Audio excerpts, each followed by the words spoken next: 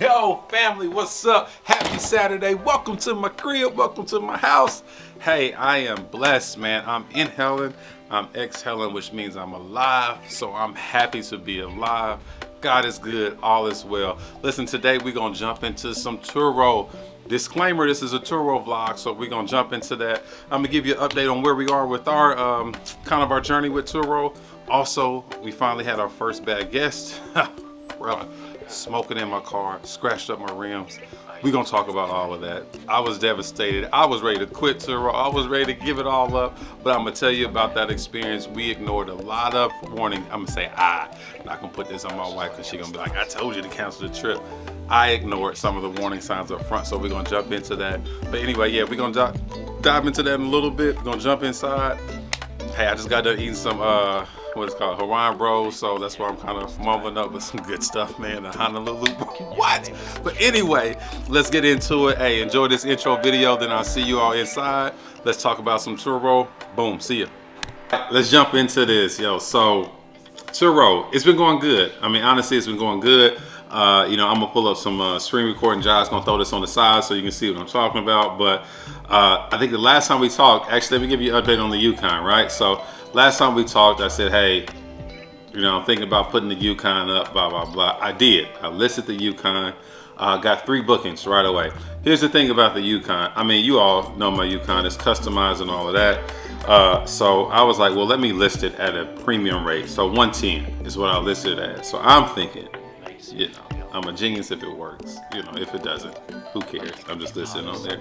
But it actually got booked. So it didn't. I didn't list it. My availability on there was only for the weekends because I drive it during the week. And it was just a ton of tests for me just to kind of see how it would book, so I can gauge, okay, what do I want to do with my vehicle? So it booked. The first booking was actually last week. A lady took it to. I didn't know that until I gave her the key, so we're gonna jump into that. But she took it to Indiana, right? So the extra, I had to attach some fees for the extra mileage on there. So the total booking for, she picked it up on a Friday morning, bought it back on a Sunday morning. So Friday at 8, Sunday at 8. My total bring home from that, and this is after the Turo fees, was close to about $350 just for 2 days for the Uconn. So that's pretty good. I mean, pretty good rate for that vehicle, and of course the margins are crazy because I've had that Uconn for a while. So that was decent. So next booking I have, I believe, is in. Well, I had one that I had to cancel, and you'll see that once I show you. Kind of, you know, Turo shows you kind of the missed fees, so I had to cancel that and a booking for the Honda because we just had like so much going on. But anyway, so Uconn, it was listed. But here's the thing: I said you never want to be attached to your vehicles. My Uconn, I'm very attached to. So literally, this lady's pulling out on her way, got the keys, and I'm literally in my office like looking at her like, bruh, that's my truck. It's about to hit the highway. This lady got the keys. And it was funny, I immediately called my wife, was like, yeah, this ain't gonna work. I'm gonna have to take that mug down. I'm too attached. So anyway, the Uconn won't be on there anymore, but that was a good trial run for that. But Honda's doing great. You know, I've seen some, of course, I keep up with other Turo hosts that have YouTube platforms and people that I know. I know some have said, hey, they're seeing a slowdown because September, October, kind of slower months. I'll tell you that's not my experience at all. We're going to talk about the Acura 2 probably in another vlog. I'm going to tell you what's going on with that, but we may sell that vehicle, and I'm going to break down the reasons why, especially given the used car market now. But with the Honda, I have that on snooze right now, but it's already, of course, I'm going to fulfill my obligations to those who have already booked it, those guests, but it's already fully booked for September. It was fully booked for September, beginning of August, and I'm already fully booked for October. Now, mind you, I put it on snooze about 2 weeks ago, so those are bookings that I already had. So as far as that vehicle and what we're experiencing, I'm not experiencing any type of slowdown at all. And I truly believe if that vehicle was not on snooze right now, I would be getting bookings for November already. So Honda continues to do extremely well. I actually upped my fee for the Honda. So not my fee, I'm sorry, my daily rate for the Honda. So it's actually $65 now. Of course, there are discounts for, you know, more than 3-day discounts that I throw in there that drop that rate down a little bit. But ultimately, I raised that rate to 65. It was 55, and it's still booking at $10 more per day. So let's jump into it. So let me jump into the screen share real quick. Josh showed me how to put my phone on Do Not Disturb. It was a real old moment that I felt. I was like, how do you do this? And he showed me, and that's very disappointing. So I'm officially old right now. So that's all good. So actually, before we even get to the screen share, while I'm talking, I'm gonna show you some B-roll of the Honda so you can see the wheels. So our first bad guess on the Honda 2020, I don't know why I say the whole thing, 1.5 Sport, I just like the way it sounds, but had a bad guess. What happened was, got the car back. It was a lot of miscommunication with this, and not from our end, and I'm gonna walk you through it, but eventually the person booked well, let's just dive into it. It was a lady that booked the vehicle. So in the beginning, there was some confusion. There's a confusion on her end. First time, and what I'm getting is a lot of first-time Turo guests, like a lot of people that are booking for the first time, which is exciting because that means, you know, Turo's kind of gaining traction. Although it's been around for a little bit, I think it's like at a peak of kind of people kind of finding out what it is and really getting caught onto the service. So you know, it was some confusion because she wanted to deliver to the airport, but she selected kind of a pickup from my location, which of course, if you do that, there's no delivery fee because you're picking up from my location. So she selected that. You know, kind of, we did our courtesy message, hey, thanks for booking with us, so forth and so on. I see that you know, chosen to pick up from the location. So then she responded back, no, that's not correct. This is supposed to be a delivery to the airport. So that's fine. You know, misunderstandings happen. Somebody clicks the wrong button, especially if they're new to Turo, they may not know kind of what to do. So responded back to the lady. That's fine. Hey, you just need to go through Turo and change the delivery to the airport. But just so you're aware, there's a $90 fee that I charge for delivery. She emailed back, I'm not paying, whatever. Like, she had an issue with the fee, so I'm like, listen, that's just my fee. You know, you can kind of search out other vehicles if you want to.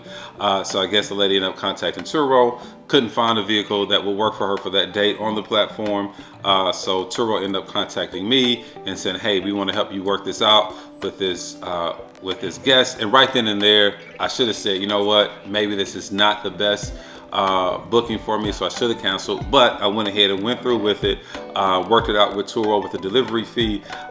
So meet the lady at the airport, do the drop off, do the walk around with her. Everything seems fine, right? Seems fine from there. It comes down to her to drop off, so the pickup for me. So the guest or the lady originally put down that the pickup was at like 5:30 on a Sunday evening. I always send a courtesy message like that morning or several hours before the pickup. Hey, just confirming pickup time. She didn't respond to that at all.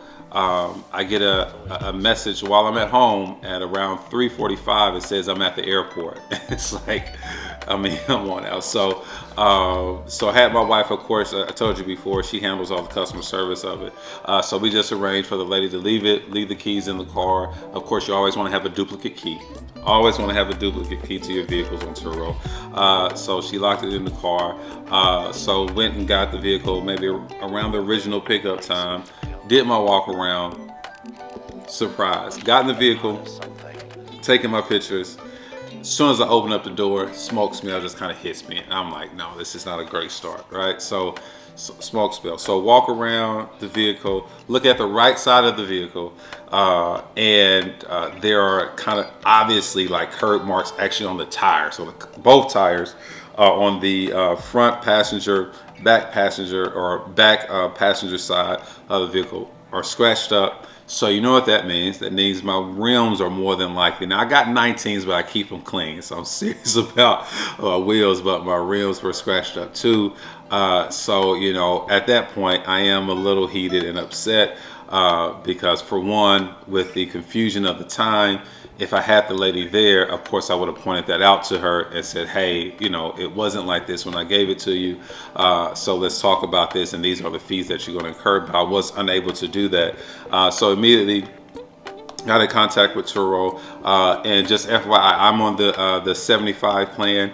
When you're on that plan, as far as exterior damage, other than like an accident, but if it's something like scrapes or on your wheels or a little door ding there, that's not something that you can put a claim in, so you got to handle that on your own with the guest. But with the smoking fee on the checkout, I did send an invoice to the guest like, hey, you know, there was a smoke smell in my vehicle. Sent her a message, although I knew she was probably in the air, like, hey, you know, these are the things I noticed. Of course, I take a lot of pictures of my vehicle, so I had the pictures to prove everything. And hey, lady later that night, I mean, really just kind of says, there's no way I don't smoke. Nobody was smoking in my vehicle. There's no way I scratched the wheels. I didn't hit anything. And I'm like, it is obvious that both of my wheels have clear damage to them. And even though the rims weren't scratched that much, and you saw that, but you saw that damage. But to get that repaired, for me, it cost me $155 per wheel. To just get those scratches repaired. You can say, well, Justin, it's not like a big deal, but here's my thing. I pride myself on giving a good vehicle to my guests, not just a good vehicle, one that's clean as well. So if there are scratches on the wheels, and I mean, I just continue to get more scratches and scratches, and that kind of, to me, that's not the kind of vehicle that I want to drive or that I want to give to my guests. So I'm going to get that fixed, but my thing is, that's $155 that cuts into my profits, and $155 if the guest kind of disputes that and say I'm not going to pay it, then I'm just really out that. So essentially, I did get the smoking claim handled. I had to go through Turo, tried to handle it with the guests, kind of, peer-to-peer. That did not work, so I had to escalate it, which that is an option to escalate that to Turo. They got involved and did award me the $50, which is a smoking fee. Unfortunately, anytime Turo gets involved, there's also a fee involved when Turo gets involved. So that's why you want to try to handle that peer-to-peer as best as you can. So that was kind of my learning lesson. Now, all the warning signs were there. Lady back and forth on calls. Usually if you have a guest that is going to go back and forth on price up front, then that's going to be a guest if something happens that's not going to want to honor any claim and invoice that you're going to give them. So that was the warning sign. Me and my wife had a conversation. She was like, I don't really feel comfortable. Maybe we should. And I was like, let's give it a chance. Maybe she just doesn't understand how Turo works because she's brand new.